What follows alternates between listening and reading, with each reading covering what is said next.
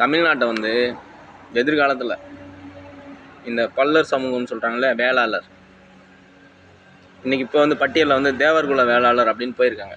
இவங்க தான் வந்து தமிழகத்தை ஆளணும். அதனால தான் இதுக்கு முன்னாடி வந்துட்டு எப்படின்னு பார்த்தோம்னாக்கா, அவங்க பல்லர் சமூகம் வந்து வேளாளர் அப்படின்னு சொல்லி தான் இருந்தாங்க. பின்னால் தேவர்குல வேளாளர்னு சொல்லிட்டு இந்த எஸ்சி பட்டியலேருந்து வெளியானது உங்களுக்கு எல்லாருக்கும் தெரிஞ்சது தான்.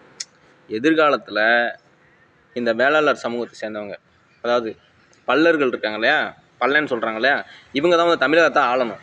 அதனால தான் இவங்க தேவர் சமூகம் இருக்காங்க இல்லையா, தேவர் சமூகத்தில் இந்த முக்குலத்தோர்லாம் இருப்பாங்க இல்லையா, இவங்களெல்லாம் கீழே வச்சுக்கிட்டு பல ஜாதி அரசியலும் நடத்திக்கிட்டு வந்தாங்க.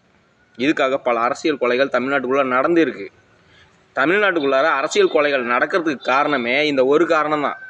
பல்லர் சமூகம் தான் இந்த தமிழ்நாட்டை ஆளணும். அதாவது தேவர்குல வேளாளர்னு சொல்கிறாங்களே, இவங்க தான் ஆளணும். அதுக்கு அந்த தேவர் சமுதாயத்தை கூட